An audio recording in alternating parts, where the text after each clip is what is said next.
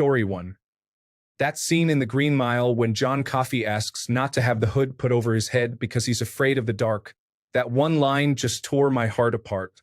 It's a powerful reminder of how deeply vulnerable and human people are, even those we might not fully understand. Still one of the most heartbreaking moments in cinema for me. Story 2. The very end of Cast Away, where Helen Hunt and Tom Hanks are sitting in his car in her garage. They realize they still love each other and always will, but she has moved on and committed to the life she has now. So he must move on too. I've been in that same position, and it tears my heart right out. Story 3. The scene in The Sixth Sense, when the mother and Cole are sitting in the car. Cole tells his mother that her mother went to her recital when she was little and stood in the back. She looked like an angel.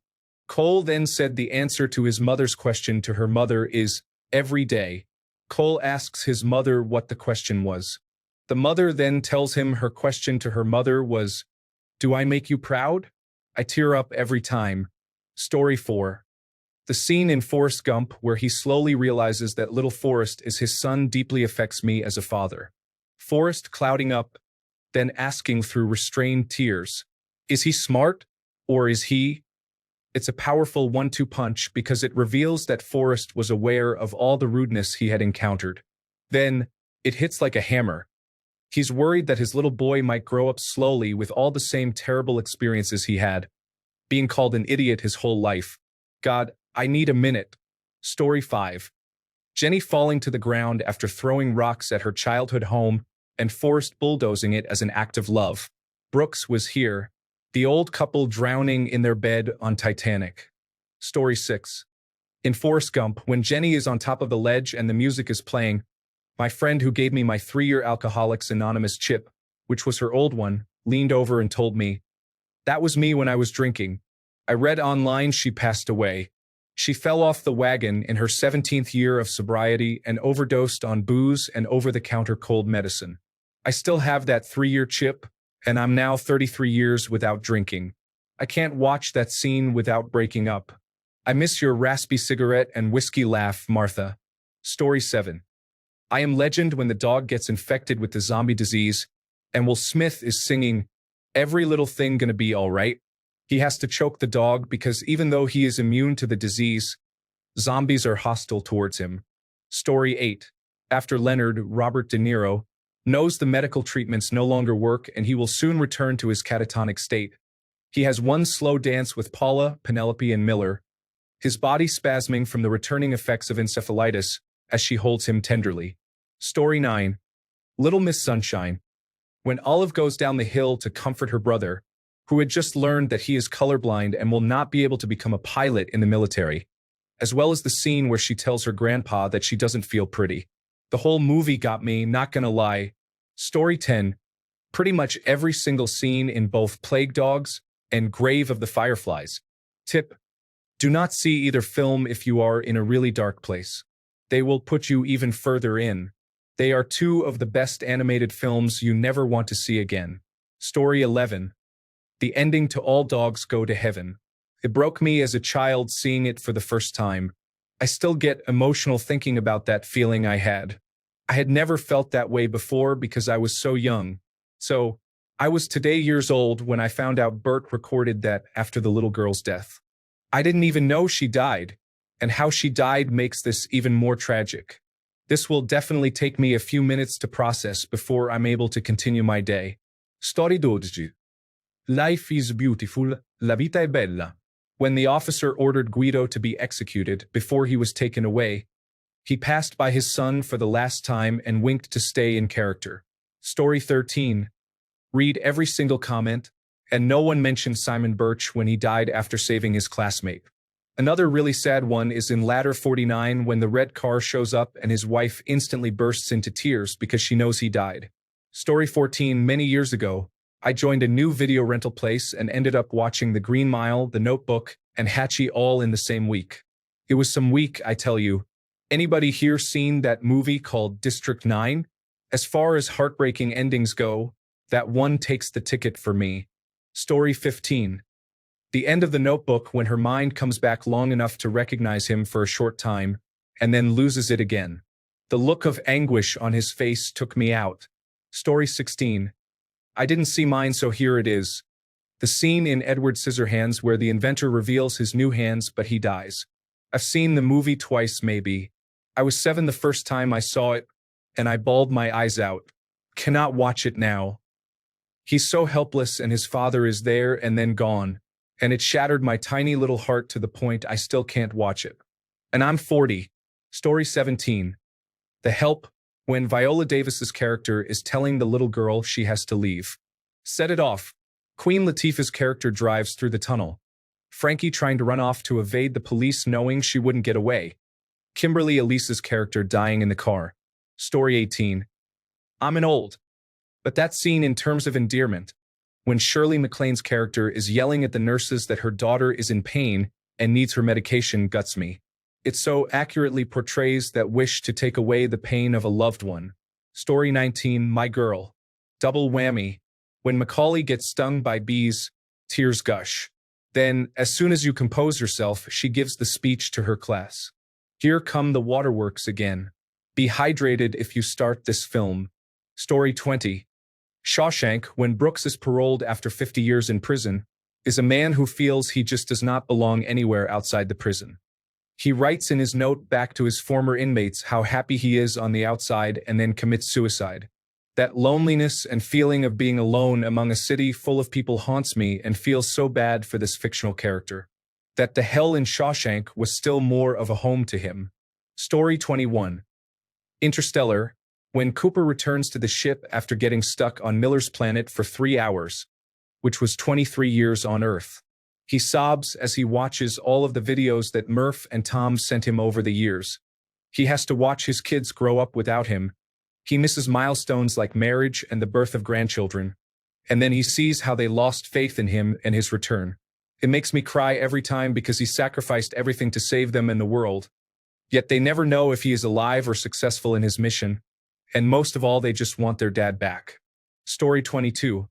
The last moments of Ruth in Fried Green Tomatoes, when Iggy is telling Ruth the story about the ducks and the lake for the last time, bring their whole relationship full circle since the death of her brother Buddy at the beginning of the movie, showing how Ruth not only loved Iggy but also Buddy until the very end, regardless of knowing the whole story was untrue. It truly made them sisters. 2 scenes from Steel Magnolias. The one with Sally Field. First, when her daughter is on life support, just seeing her sit there with the most desperate of hope. I'm tearing up now. Add that plus the knowledge that the woman whose story this is based on sat watching this scene to completion because she wanted to see Julia Roberts get up, like how her daughter never did. Broken forever. And then the funeral scene where Sally Field just loses it. I had to reenact this scene for an acting class in college. It made everyone cry. That's how powerful the grief of a mother can be. Gone with the Wind. When Mammy is describing how broken the household is after Bonnie dies. How the grief of 2 parents broke their marriage and broke everyone's hearts even more. Coco. When Miguel sings to Mama Coco and she starts to remember. Reminds me of my grandfather's dementia. Breaks my heart because he hasn't recognized me since 2018. Hug your grandparents, guys. Story 23. The entire ending of the movie Big Fish. Starting in the hospital where he begins the story of the escape from the hospital, right through the end of the movie. Non-stop sobbing. Story 24. That scene from Artificial Intelligence when he just wants to spend one more day with his mama.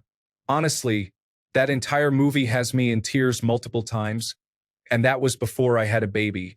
I haven't seen it since. I don't think I could. Story 25.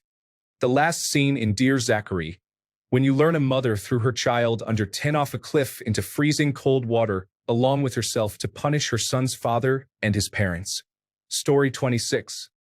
The very end of The Notebook, when you realize the entire movie is just the old man telling his wife with severe dementia the story of their life together. Only to have her lose her moment of lucidity and think he is some strange man trying to make advances at her, screaming for help. Seeing the anguish on his face, and realizing he has done that entire thing countless times in the past. That was God heartbreaking. Story 27. Hook, hear me out. At the end, when he has to select the new leader, with them all knowing it will be the last time they see him, My 40-year-old self cries like a baby. Also, to note, I've seen almost all of the top comments, and I agree. Story 28. That scene in Grave of the Fireflies, when Setsuko is suffering from malnutrition and hallucinations, and she dies just as Seda finishes preparing food for her. My heart just broke, and I cried for an hour after finishing the movie. I have not watched it again since. Story 29. I watched this for the first time while at home with my boyfriend, and I absolutely burst into tears, sobbing. He literally paused the movie with a horrified expression on his face because he couldn't understand why I had such a visceral reaction. That scene was just too heartbreaking. Story 30. King Kong 2005. He was doing all right at Skull Island.